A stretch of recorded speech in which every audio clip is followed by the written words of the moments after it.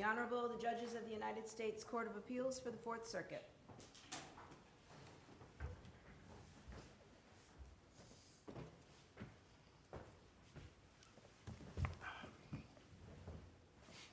May be seated.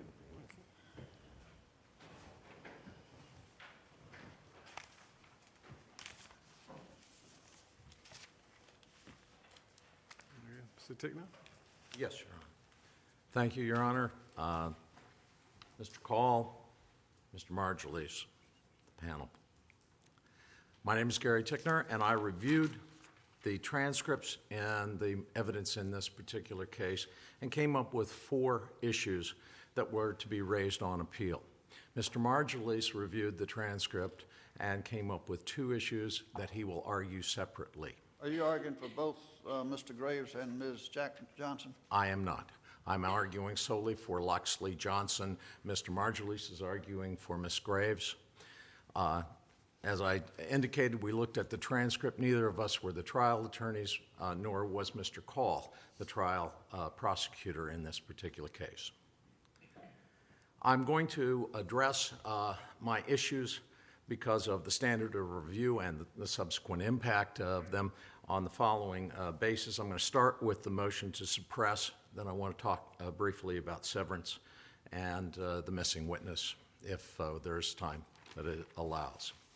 We start with the fact that there was a forcible arrest in this case of Mr. Loxley Johnson, and then there was subsequently a search of his cell phone and then the vehicle in which he was traveling, and now those are the 2 things that we object to. This was not an investigatory detention. It was not based upon reasonable articulable suspicion, but has to have been based upon probable cause.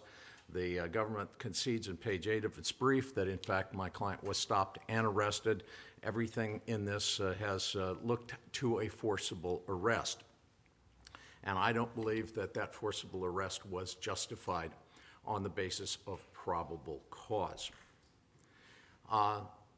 If there was insufficient probable cause to do a forcible arrest under the circumstances of this case, then the cell phone that was reviewed by the officers immediately following that arrest would not have come within their purview and would not have become evidence in this particular case. Subsequently, of course, the SUV and the $8,000 that was retrieved would not have come into the case either. Now, we are really fact-specific in this particular case as to what they knew at the time that they knew it, and it's not really clear from all of the pleadings exactly what happened. You have to sort of put them together. But what you look at is that the officer stopped an individual coming off of a ship based upon previous information from the security of the ship. That individual tells them that he has drugs, they recover them from him, and that he is to deliver those to Tony, a sex-neutral name, at Walmart, but he doesn't tell them which Walmart. They then choose one that is the closest to the shipping area and for which there is a shuttle. He gives them a phone number that for which they can contact Tony, and this phone number has a Virginia exchange. They never, in fact, verify prior to the arrest or at any time in this trial whose number that was. That's the only number that this individual has at that particular time. At some point later on, they try to call that number. It goes to a voicemail. There was trouble on the phone. The individual, Mr. XL, was having trouble with his phone that particular day, and a number comes up on his phone. We don't know what the source of that number. And then there are some subsequent calls to that number. The SUV is spotted in the Walmart that is nearby where the ship was docked, and the officers go there and they look at this SUV, and they focus on this SUV because it has a Virginia plate. That wasn't all, though, was it? No, Your Honor. The vehicle was moved from one parking space to another. but that was later on. The problem that you have is... That was before they arrested Mr. It was, and that was, it was following the acts of the officers also. The car was moved from place to place. It was moved a couple of times, but at the same time, there were people in that parking lot who were watching the car. The car was moved, in each instance, closer to the Walmart. I don't know what the people were thinking who moved the car, but if we're just looking at it from the outside and somebody's looking at my car hard, and I don't know what they're going to do, I might move it a little closer to where I am.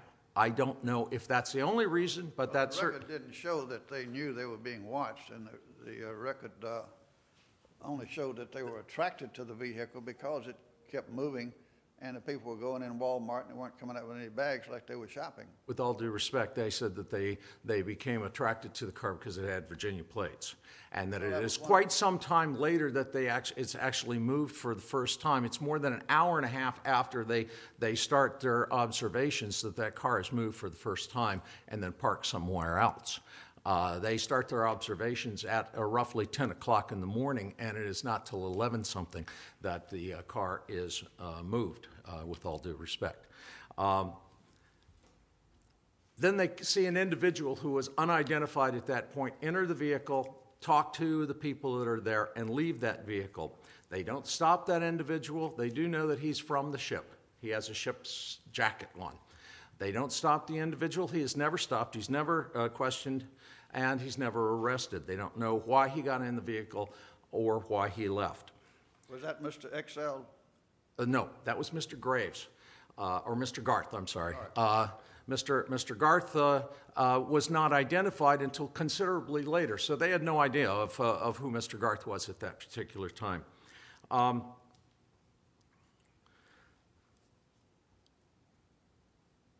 That individual leaves. Simultaneously or shortly thereafter, and something that doesn't come up until later, is that a Mr. Neptune enters another vehicle, not my client's car. He enters a vehicle that has Special Agent Hyman sitting in it, and he looks at him and says, "Are you Tony?" And Special Agent Hyman actually pulls out his service revolver at some point and forces the person out of the car. So the mere fact that one of the individuals that was a potential co-conspirator in this case got into a car with my client is not determinative, and that information was not... Everything you're telling us right now, right? Yes, well, I'm sorry. The jury heard all of the evidence that you're talking about in this chain of events here. The jury heard all that. Yes, but I am at this point addressing Right, whether or not so there's maybe a you should- search and seizure issue. So just go to that, if you would. I'm trying to find your point. Well, my point is that there's just insufficient factual evidence by which you can find probable cause in this particular case. The officers did not have anything that said, there's drugs in this car. They found no drugs in the car. At the time of the stop, they had found no drugs from anybody other than from Mr. XL prior to entering or to stopping that car. They did not have, at the time that they stopped the car, who the car belonged to. They did not have, at the time that they stopped the car, who the cell phone belonged to that Mr. XL had called when the one and only phone number he got from his contact outside of the country went to voicemail. So we don't have anything concrete, and that's the point I'm trying to get to. I'm sorry if I was belaboring it. You are arguing the motion to suppress, basically. Yeah, well, I am sort of arguing motion to suppress under those circumstances because I think it's factual. I think this one is really factual in this particular case.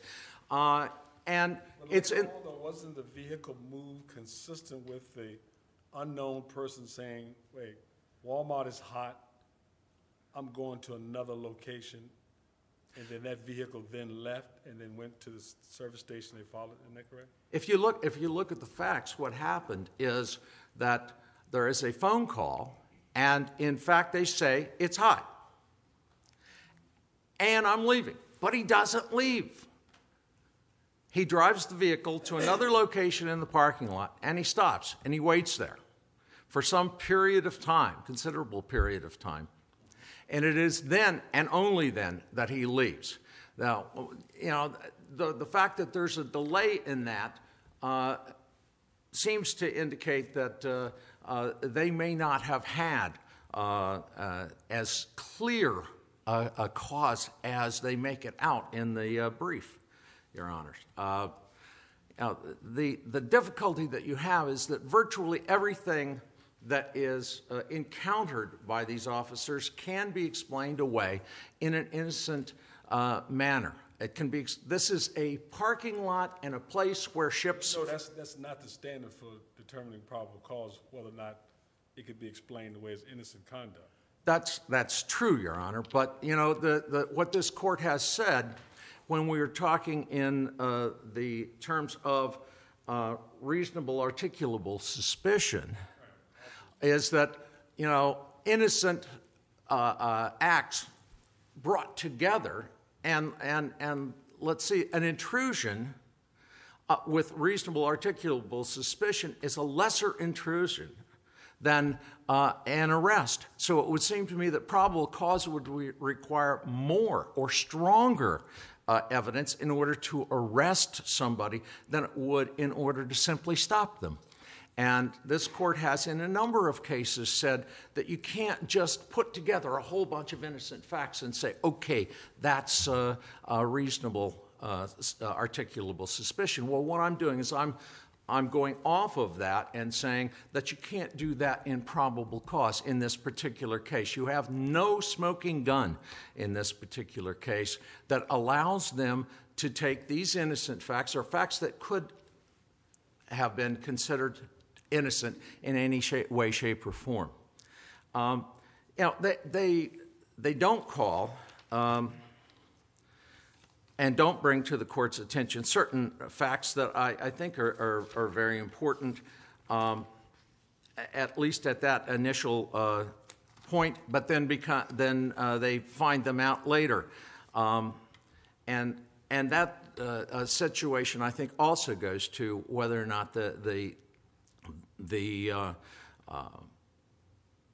motion should have been denied. If you look at the memorandum that the court files, the court draws upon all kinds of sources other than the testimony in the hearing itself, but does not draw upon certain other facts that came about. For example, that Mr. Excel couldn't even tell you which country he got the drugs from initially. He initially says that he made contact in Dominica, and it is only after the government changes that by a question, a direct question, says, now, when you were in the Dominican Republic, Dominica and the Dominican Republic are two vastly different countries. One's in the Lesser Antilles, the other one's on the island of Hispaniola. He couldn't tell you what city he got the drugs in or any of that sort of thing. But there is no question he got some drugs. The question is where they came from. He would not or could not give them the name, where the Walmart was located, and he could not and did not give them, in fact, a telephone contact with this person, Tony. So they don't know the sex of the individual. They don't know whose car he's driving in, what cell phone he has, what's going on under these circumstances. Yes, there is some suspicion that comes about from what they have put together, but again, they have amalgamated a bunch of innocent facts and have tried to make it into probable cause. I don't think it gets there. As to the severance in this case, I didn't try the case. I think I would have raised a motion for severance once the district court ruled certain evidence was inadmissible against my client, and then because co-counsel wished to have it in for his client, allowed the evidence to come in. And that evidence was from part of the cell phone search. When they searched the cell phone, the materials in that, some of the materials in that cell phone were not searched until the day before trial. They just looked at it briefly at the time, and then they held on to it. And so it was only a day before trial that they received that information. It was suppressed by the court. It could have been suppressed for one of either two reasons. One, because it was a discovery violation, but it could also have been suppressed because of a kind of general search type of analogy. That is, that you have seized something that you didn't need to seize in terms of evidentiary value. You did not look at it until well after the fact. That's sort of stretching it, but that would bring it up to a constitutional situation. The problem that you have is that the trial counsel did not at that point ask for a severance or for a motion to dismiss or a motion for new trial. I think that the district court should have, when making that decision, that I'm going to allow in evidence that is damning for against Mr. Johnson, but beneficial to the co-defendant. And this is evidence that I've previously suppressed, and we've already had opening statement. We're starting into the trial. We're into the trial. At that point, I think sua sponte, the court has a responsibility to say, I'm going to let this evidence in, but I'm going to sever these individuals. It's not a Bruton problem, is it? It is not a Bruton problem. I agree it is not a Bruton problem, but it seems to me that if you look at the case law, they talk about fundamental fairness. And it seems to me that when you've told somebody you're not going to allow that evidence in by the government under any circumstances, and then it's brought in by the co-defendant who did not say a word during that motion, sandbagged you and then nailed you later on, and got a benefit. I'm sorry. Let me ask you this. Ms. Graves made a pretrial motion for severance, did she not? She did. And that was denied. That was denied. Mr. Johnson never moved to join that motion. No, Your Honor. In fact, he has never made a motion for a severance. No, Your Honor. I agree. I didn't try that case. There was no adoption by the trial counsel. I will say that having done a Rule 8 motion for severance, Rule 14 comes into play thereafter, and there is a general rule in the district court that the motion of one is the motion of all. So by and large, you can rely upon that. I'm not sure, that's what we rely upon on the district court. I'm not sure that the circuit court necessarily does the same. As to the missing witness situation, and I show that I've Be a little lenient because it's a complex case, and okay. Go ahead. All right, thank you. Wind it up. Go ahead. As to the missing witness situation, there was Mr. Garth, who's allegedly the person who gets into the car with Mr. Loxley or Mr. Johnson and Miss Graves, takes drugs out of his shoes and off of his belt and puts them into her handbag. He's not called by the government as a witness. And not subpoenaed by the defense, not called. As far as I know, he was not subpoenaed by the defense. My understanding, and again, I'm just looking at the record, I wasn't there, was that they believed he had been deported or was gone. Was there any evidence in the record that the government did anything to prevent Mr. Garth from being available? No, I have nothing of that kind. The question is, if they have made a cooperation agreement with him, they can call him to testify, but if the defense calls him to testify, he has a Fifth Amendment right. Would he have raised the Fifth Amendment right, or would the government have asked him to raise the Fifth Amendment right? Probably. So, the question is he available to the defense even if we subpoena him? Did the defense know where he was? I don't believe so. Again, this is a relatively small amount of the transcript, and it comes around when they're dealing with the jury instructions. And I think just before the end of the case, the defense indicated that it wanted to call him, and then there's a question in the jury instructions. If they wanted him, couldn't they have filed a writ for habeas corpus? Not if he'd been deported out of this country. And he was a foreign national. He wasn't deported outside of the country. Right. I mean, that's, If they had it's, filed for the writ, they would have found that out if he was. But according to what I read in the transcript, he was in the custody of the United States Marshals awaiting sentencing. well, that's what we have, I have discovered based upon the subsequent filing by the government. I didn't know that at the time we wrote the brief, and I didn't know that from the transcript that we had. And it's unclear what the defense counsel may or may not have been aware of. But the question is not whether, is not solely whether he could have been subpoenaed by the defense. The question is whether, if he had been subpoenaed by the defense, he would have been a witness that they could have called, because he had a Fifth Amendment privilege remaining. He doesn't have a Fifth Amendment privilege remaining against the government because they made a cooperation agreement with him, and he's not going to be prosecuted for any of those things that would be the subject matter of the testimony. And the problem, the question I have, and to me it's a fundamental problem here, is that the government interviews 6 people. 2 of them say what they want to hear. They take those 2 people and they put them on the stand. And 4 of them contradict those 2 or do not verify in exact detail what those 2 said. They are unavailable to the defense because we can't call them because they're going to raise their Fifth Amendment because they're going to get their 5K. What do we do? Why is that fair?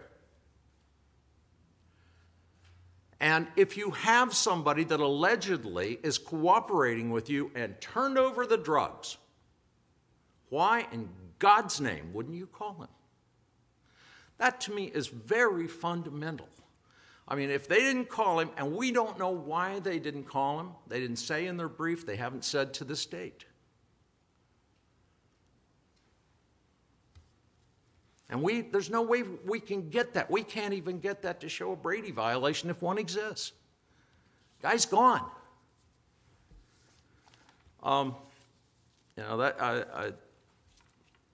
have a real problem that no missing witness instruction was given under those circumstances. And it may be because I do primarily trial work. I do appellate work from time to time, as the court may know. But I think that is something that is really fundamental. When they have witnesses, they should at least have to tell the court in chambers by a filing of some kind to show why they're not calling a witness that is available to them, that is cooperating with them. Was there a witness list given before trial? There was a list of individuals, I assume, given before trial. Right. I don't have that list, and it's not in the file that I received. So the name you're complaining about, Mr. Garth, I think, was not on that list. I don't know. Normally speaking, you don't get a list of witnesses from the government before trial. What you get is a list of people whose names may be mentioned. And that is solely for the voir dire purposes. The court is aware that the government has no obligation under Rule 16 or otherwise to give us the names of the witnesses they're going to call. They simply have to give us a list of individuals whose names may be mentioned so that the voir dire can be done appropriately. So I don't know I don't know when the defense became unaware or became aware that they were not going to call that individual. That's as close as I can make it, Your Honor. All right, sir. I had reserved some time for a rebuttal. I would still like to have a little bit of rebuttal, depending upon what the government argues. Thank you very much. I would like to have the case sent back for a new trial in this matter. Thank you very much. Mr. Margulies?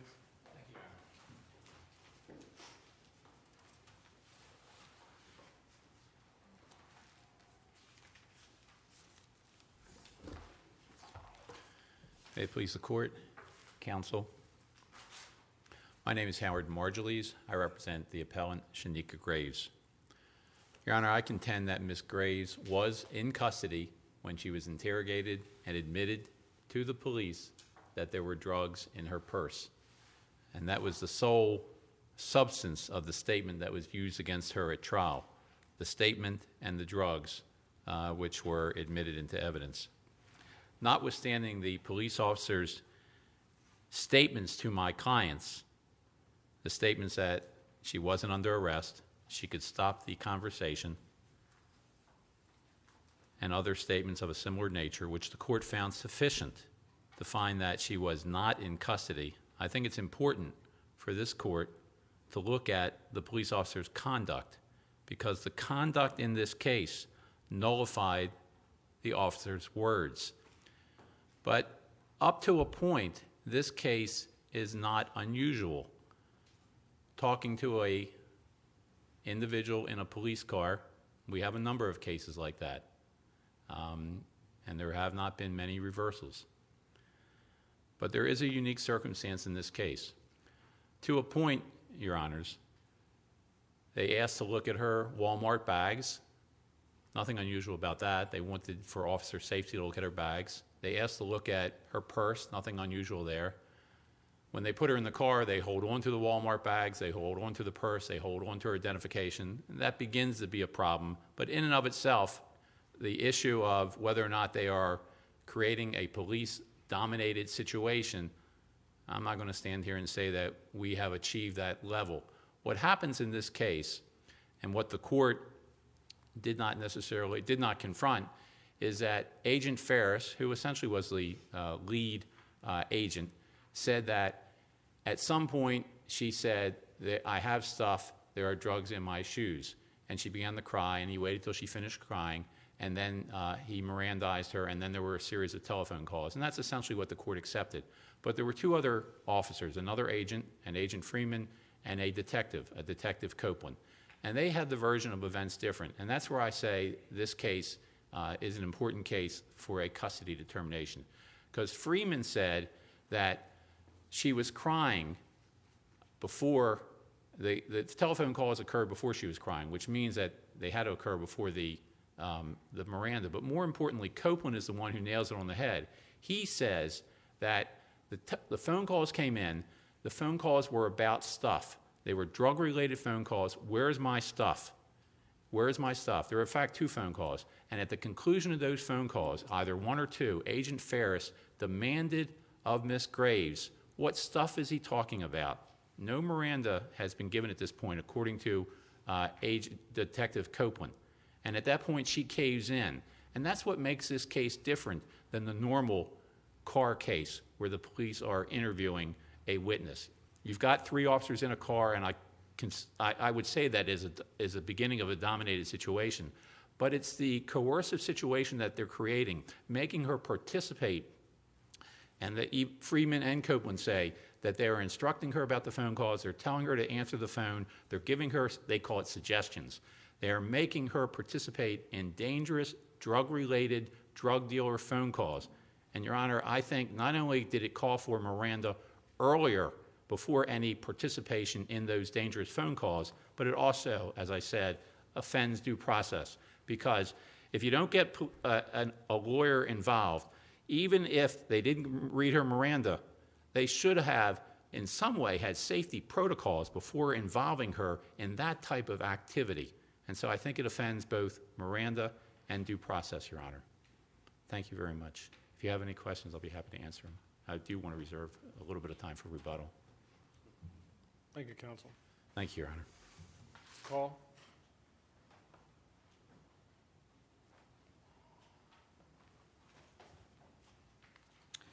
May it please the court, I'm Josh Call for the government.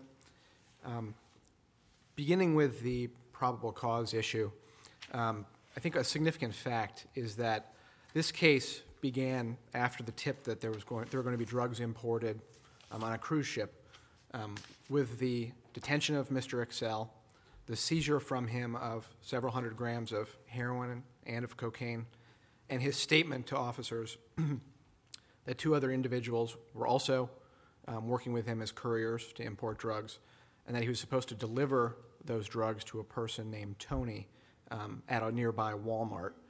That's significant because there's no question in this case, there's no reasonable doubt, I think, in the officer's mind that there was a drug conspiracy and a conspiracy to import drugs going on as soon as they had seized those drugs from Mr. Excel and questioned him So at that point, this isn't. Let me ask you this, excuse me. How did they focus on Mr. Excel? As soon as he got off the ship, they focused on him and arrested him. My understanding, Your Honor, is that the officers got pictures of certain individuals. They received a tip, and there's not much information in the record as to how they got that tip or who provided it, but that when the individuals came off of the ship, Mr. Excel was one of the individuals who they had stopped.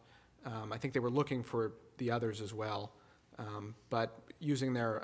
But they had reason to stop him based on what they'd been told by either the security officer on the ship or somebody on the That's my understanding, Your Honor. And they also had border authority at that point to conduct the search of Mr. Excel. Thank you.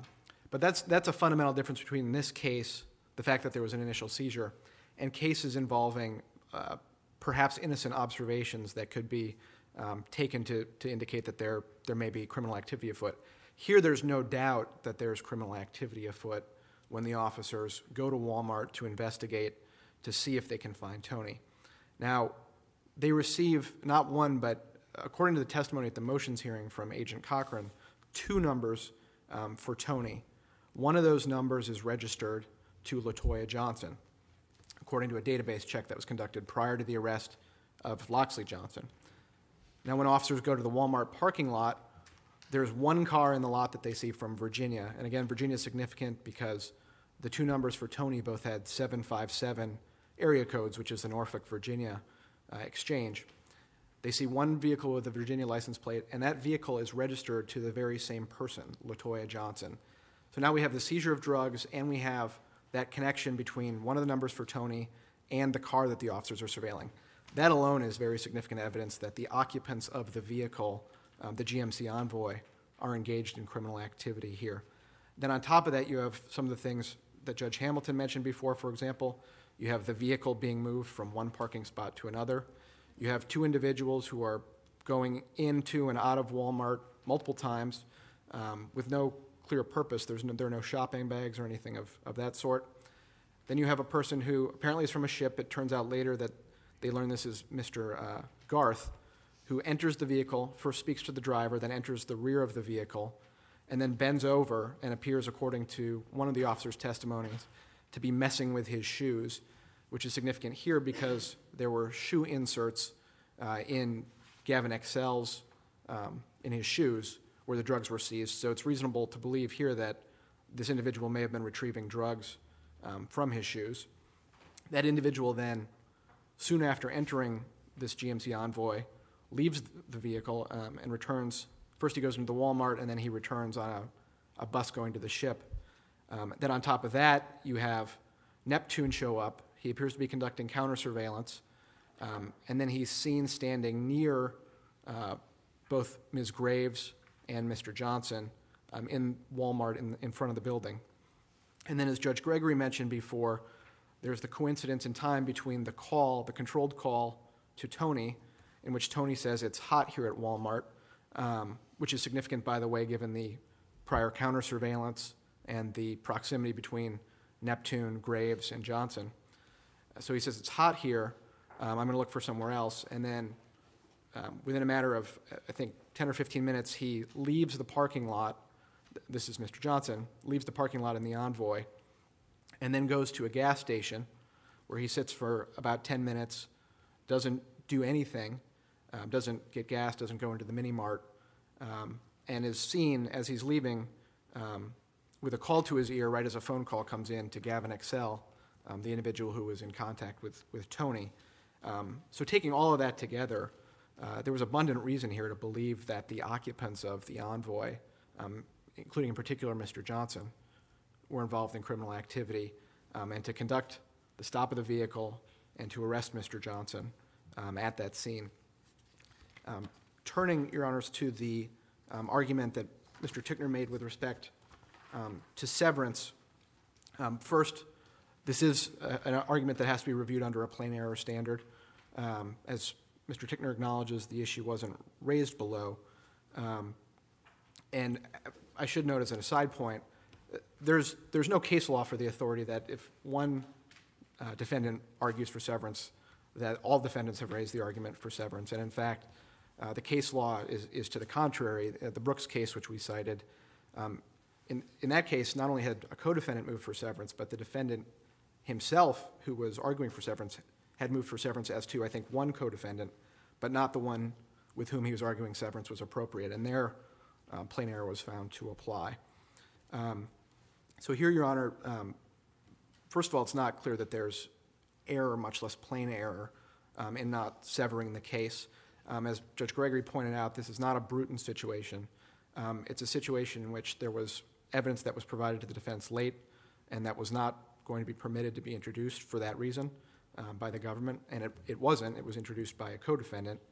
But it's not clear how the introduction of that evidence affects a specific trial right of Mr. Johnson here. Indeed, had the case been severed, presumably there would have been a new trial for him later, and at that point he would have had that same evidence for some significant period of time, and that evidence presumably would have been admissible at that point against him. So it's not even clear that he's been prejudiced by the lack of a severance here. Certainly there was no impact on his substantial rights, and there was no miscarriage of justice because the evidence against him was very strong.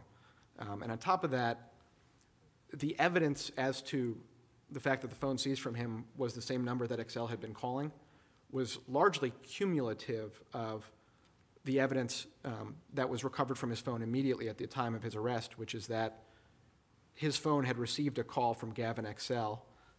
The number was listed in the phone as SHP-GAVN, which officers understood to refer to Ship Gavin. So there's already clear evidence that Johnson and Excel had been in contact. So the fact that the number was in fact the one that Excel thought he was contacting corroborated that, but it was not important evidence such that this was likely to have any impact on the outcome of the trial. Certainly not such that it affected Mr. Johnson's substantial rights. With respect to the missing witness instruction, Your Honor, the law is clear that for this instruction to be given, a party has to be peculiarly within the control of one party. As Judge Hamilton pointed out, Mr. Garth was in the U.S. Marshal's custody at the time of the events at issue here. So physically, he was clearly within the reach of the defense in this case. With respect to Mr. Tickner's Fifth Amendment arguments, those are points that have to have been presented at trial, we think, for them. Whatever merit they have, if they had been pursued, they weren't. We don't know whether Mr. Garth would have invoked his Fifth Amendment right. It's unclear what would have happened. What he's seeking to do here is both have the benefit of not risking adverse testimony of Mr. Garth at trial by attempting to call him, and yet here seeking the missing witness instruction. It potentially would be a different case, I don't know, if he had actually sought his testimony and then he had invoked his rights under the Fifth Amendment, but that's not the case we have here. As a side note, the case law is consistent with the position that no instruction should have been given. Rukaj, an unpublished decision from this circuit, involved similar set of facts in that it was an individual who was cooperating with the government, and there the court held that no missing witness instruction was necessary. Similarly in Spinoza, First Amendment case, in that case an individual was actually a paid government informant, and even there the court found that no missing witness instruction was necessary. Given that case law, there's no reason that one should have been given here either. So turning then finally to the issue raised by Mr. Margulies as to whether Ms. Graves was in custody, I think it's important to begin with the fact that we're here reviewing a motion to suppress that was denied. So the facts need to be taken in the light most favorable to the government. That is important here because Mr. Margulies is absolutely correct that there was inconsistent testimony given by the officers as to precisely the order in which the events here unfolded. Agent Ferez's testimony, as Mr. Margulies said, is clear that she first admitted that she had stuff, she said, in her purse, then it was seized, then she began crying. After Ms. Graves had sort of composed herself, according to Agent Ferez's testimony, calls came in, and in fact, they had been coming in sort of continuously, is what he said. He then said, they asked her essentially, are you okay to answer these calls, after she had asked whether she should answer them. And she said that she was. So under his version, the calls and anything relating to the calls is post-seizure of the drugs here, post-admission. And taking the facts in the light most favorable to the government here, as the standard requires here, that testimony has to be credited. And that, rather than Agent Freeman's testimony, is significant. I would also note that putting the standard aside, if one looks at the testimony of Agent Ferez in the whole, his testimony is clear, it's precise, it's logical, it falls from each other. Agent Freeman, by comparison, was actually not called by the government. He was called as a defense witness. His testimony throughout says, I can't remember precisely what happened, I don't recall the details. In the government's argument in that case, which is in the record, in the suppression argument, the prosecutor at the time suggested that the court actually not just disregard Agent Freeman's testimony, and Judge Quarles, the prosecutor pointed out that he didn't seem to remember much, and Judge Quarles sort of offhandedly said he didn't seem to read the reports either. So Judge Quarles was clearly not taking his testimony as particularly helpful. With respect to the Copeland distinction, I would just direct, I guess, the court's attention to the relevant pages in the joint appendix, essentially 128 through 132. I think that Mr. Margulies' interpretation, the inference that he's drawing as to what Copeland's testimony said, is probably the best inference to draw. But it's not nearly so clear in the testimony from Mr. Copeland that first the calls came in, then she answered them, and then she was immediately thereafter asked, what were you talking about in the calls? And that's how the agents discovered it. For example, at page 131, there's a reference in lines 9 through 14 to, did the agents question her about the phone calls? And one of the questions was, what stuff are they talking about? What's the stuff? Now, moving ahead to 132, at lines 9 and 10, there is an answer. I remember she said the stuff. It says it's in my purse. But between that, there's this discussion in which, for example, at line 25 on page 131, the cross-examiner says, now, am I correct that while she was in the car, before she was given any warning of rights, that her pocketbook or her handbag were searched, and what you maintain were cocaine and heroin were taken out of the handbag, and then the discussion proceeds. And then he says, I remember she said the stuff. So it's not clear that one falls from the other. That said, I think that's probably the best inference to draw. I mention all that only because of this. Again, the standard indicates that Agent Ferez's testimony is what controls here, because we have to take the facts in the light most favorable to the government. But it's not just the standard that suggests that that's the right reading. It's also that it's not exactly clear what Copeland was saying. And even if we were to draw the inference, which Mr. Margulies has drawn here, it still has to be balanced against Agent Ferez, who was very clear. So there's a lot of reason to think this questioning happened after. More broadly, regardless of whether the questioning happened, this is clearly not a custody situation. It's one in which the agents approached Ms. Graves. They asked her to speak with them. She agreed to. They didn't touch her. They didn't order her. In fact, they told her she was specifically not under arrest, that she did not have to answer questions and could stop it.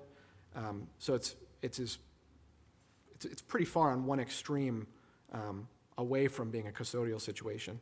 Now, when they bring her in the car, whatever happens with the timing on the phone calls, Ms. Graves is also, it's clear she's not directed, but asked if she wants to answer the calls or to answer the calls, or in Agent Ferez's recollection, she actually asks if she should answer the calls and is requested to do so. So there's, regardless of what the timing is on the calls, there's no compulsion. And as we point out in the brief, even if there had been some sort of compulsion with the phone calls, it still wouldn't rise to a level approximating custodial arrest. So for multiple different reasons this is not a custody situation, and her statement was not one in which there was any lack of voluntariness or that took place in a situation in which she was in custody. So if the court has no further questions, the government will rest on its briefs and request that the court affirm the convictions. All right, thank you, Mr. Call. Mr. Tigner? Yes, I'd point out that Mr. Call did not try the case either, and if he had, he might have noted on page 373 of the joint appendix where Mr. Excel is testifying about how he called the second number.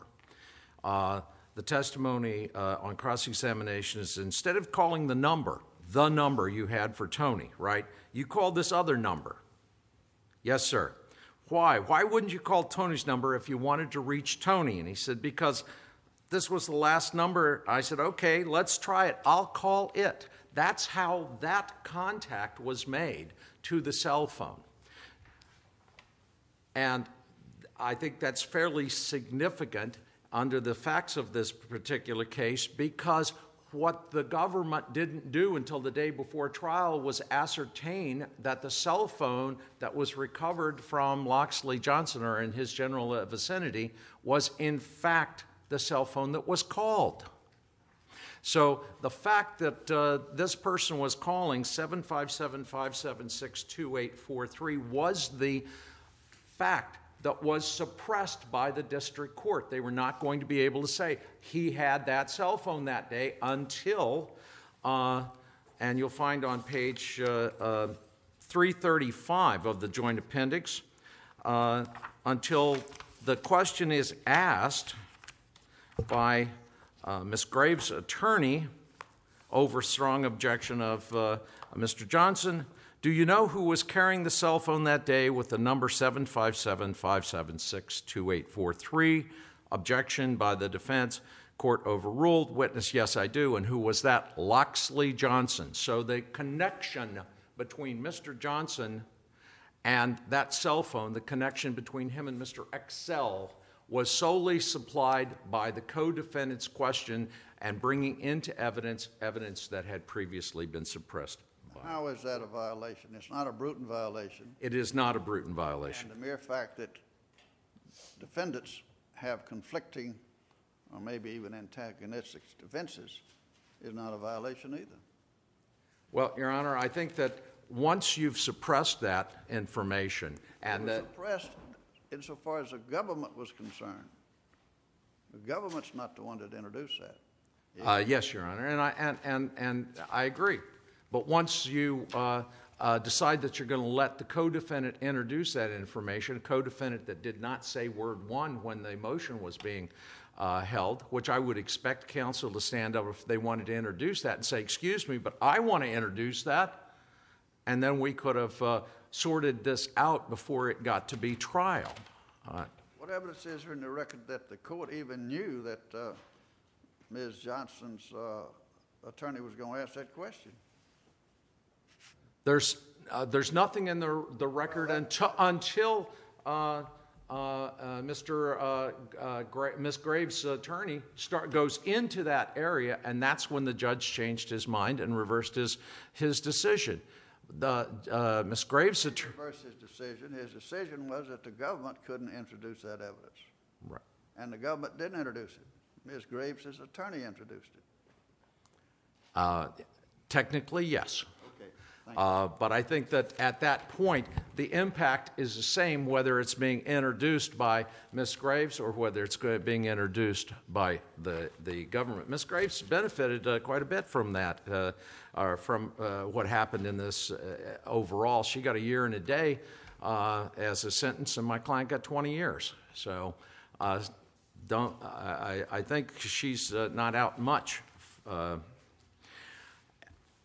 Your Honor, you asked me what was the point that I was making on that search and seizure, and I'm sorry I didn't really answer you correctly.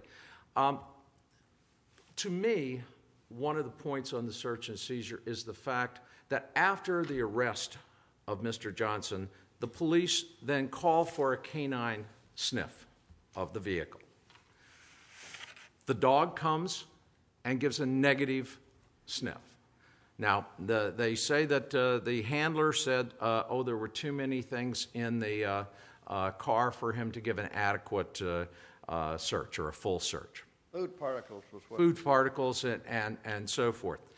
And I had submitted a supplemental authority in terms of Florida versus Harris, which basically stands for the proposition that when you have a dog such as that, he's reliable unless there are extraordinary circumstances, and he's reliable based upon the tests that occur outside of the field test, and presumably in those field tests that are in those tests for certification, they have food particles and things spread around to try and trick the dog. So it seems to me that the officers at that point had a negative canine sniff. Now, they not only have to have probable cause for the arrest of my client, they have to have probable cause to believe that contraband is included in that vehicle. My client's outside of the vehicle, he's on the ground, he's prone, he's handcuffed. It is not an Arizona, well, it is an Arizona versus Gantt kind of situation. They can no longer search the vehicle as a search incident to that arrest. So now they have to have probable cause to go into that vehicle. And they've just done a canine sniff that says there's no contraband in that vehicle. If the defense has to rely upon the accuracy of that canine sniff, it seems to me that the government has to rely upon the accuracy of that canine sniff. They can't pick and choose which ones they want to pursue. They can't say, oh, well, we've got probable cause, forget the dog. It seems to me that at that particular point, they should not have gone into that vehicle. The $8,000 would not have been introduced against my client. I think that there were an amalgamation of things that made this case much worse for Mr. Loxley Johnson than it should have been under the law. And I think that his conviction is wrong. For lack of a legal term, I would simply say it's wrong. We're in a circumstance where he has suffered Graybill, 20 years imprisonment, and there were some difficulties in the search, there were some difficulties in the arrest, and there were some difficulties in the trial. Thank you very much. Thank you, Mr. Tignan. Mr. Margulies. Excuse me, Mr. Margulies. I just wanted to point out, counsel for the government compared the testimony of Agent Ferris and Detective Copeland, and the agent is at Joint Appendix 153, and I guess it's in the eye of the beholder, and I understand the standard. But when you read his testimony, he uses words like, eventually, she told us. There are no real time markers. But when we look at Detective Copeland at JA 132, he's specific. He says Agent Freeman got the 2 shoe inserts out in the belly pack, and then Miranda, she was Mirandized, and it's very specific. It doesn't mean that these police officers at time throughout their testimony do not express some ambiguities, but as far as time markers, Detective Copeland is specific, and it has the ring of not only truth but specificity, Your Honors. Thank you very much. Thank you. Mr. Tignan, Mr. Margulies, I note that you're both court-appointed. I want to particularly thank you both for taking the representation. We couldn't do our work in the court without your splendid work in cases like this, and we really appreciate it. And Mr. Call, thank you for ably representing the United States. We're going to ask the clerk to adjourn the court for the day, and we'll come down to Greek Council. This honorable court stands adjourned until tomorrow morning.